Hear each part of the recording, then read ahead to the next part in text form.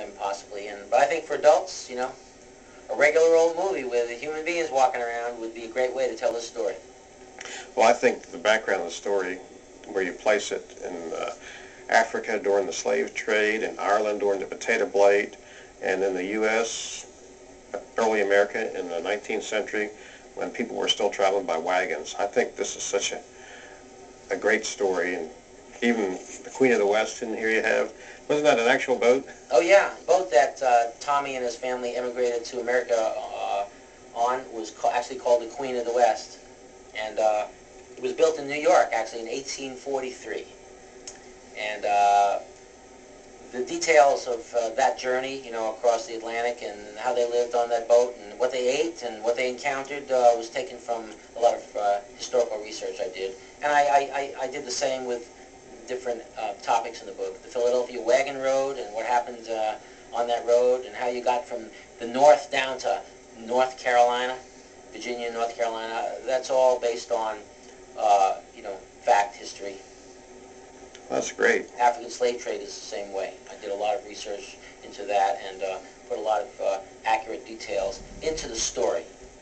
So actually the story is about 4 fictionalized characters, but the story that I tell about them has the actual history that affected the people of their culture. In some cases, millions of them. So basically, you're teaching history with the background of these characters coming to the forefront. Yeah, the story is intended to get people excited and hooked on, you know, interested, but then they learn a whole lot about what happened to many, many people along the way when you read the story. Why do you think a 4th grader would pick this book up off the shelf in the library or in a store? Well, I mean, to me, I think that's, you know, it's pretty obvious. I think the cover, is designed to kind of stand out. And, these pictures on here, what are they? Well, the cover is a little bit symbolic, like the whole story is a metaphor, really, for the development of Southern Appalachian culture. The cover is basically, this is a circle of circles, and in each circle is a major picture from the book, from the story. And so, in this sense, the story here is revolving around the 4 main characters, which are in the center there. And so I did that as sort of a little bit of a symbolic message. Hopefully, you know, the colors and the design will attract people. Sit there in the background of the Great Smoky Mountains near Asheville. That's exactly right. Unless, my hope is that people will enjoy the book enough so they'll talk about it, and with some word of mouth, other people will be looking for it, and hopefully that'll happen. So you're self-publishing this book, is that correct?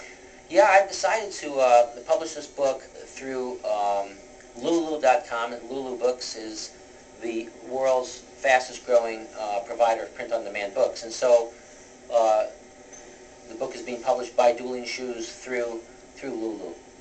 And they have a great staff. I've got a lot of help from them, and I think this is a good way for me to go right now. Well, thank you, Mr. Steve Levitt.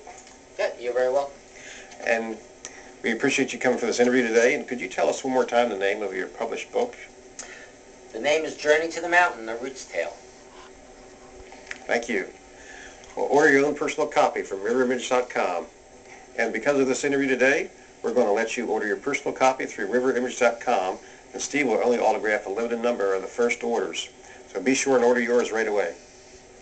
Thank you for tuning into this website and watching this iPod video or watching it online. Well, as a result of reading this book, I really am interested in Southern Appalachian dance myself. Steve, why don't you show us a few of these steps and play a tune with us? Okay, great. I liked it.